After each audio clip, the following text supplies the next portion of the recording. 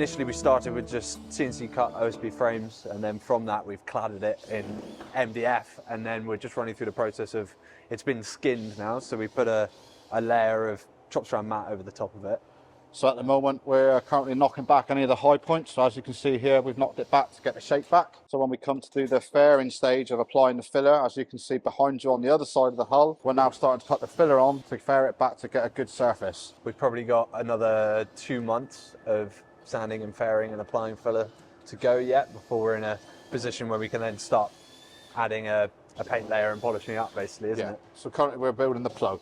Yeah. We've got to get the plug as fair and as smooth as possible, so that when we make the hull, we get a really good finish. So when we make the actual product, we get a really good product for all you nice people that are going to buy our catamarans out there.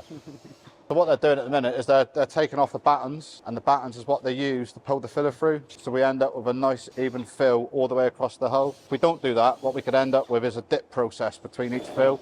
So this allows us to make sure we've got a consistent fill across the entire hull. Well, this is going to take around about 182 square meters, something like that. Yeah, 182 square meters of sanding and filling we've got to do. So a lot of work, a lot of process, but the finish we'll get at the end is worth it. So it's a good process to follow. Yeah, exactly.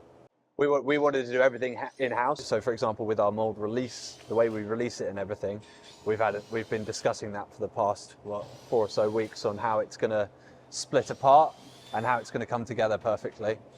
Put all the mold pieces together so we get a really good release every time. But it's really handy having Luca on site and close to hand, because obviously I'll have a lot of questions during the build that we need to deal with. And as a team so far, I think we've worked really well together, pulling our experience and knowledge that we have. Yeah. And I think the way we're moving and the way we're working together, I think what we'll come out with is a fantastic finish and a really good hull and a really good design. So it's working very well.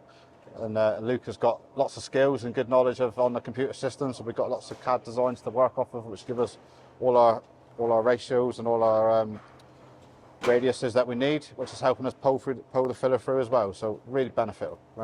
It's perfect. With the experience that Dan's got and the other guys here, it's brilliant, because we can then utilize the design to because we're on site and with the builders at all times, we can see how things work, basically. Things that don't work on site. If you just sat in a design office drawing stuff, it's sometimes really hard to relate that into real world. But actually, always being here and all of us being on site all the time, it just means we get a really well gelled group.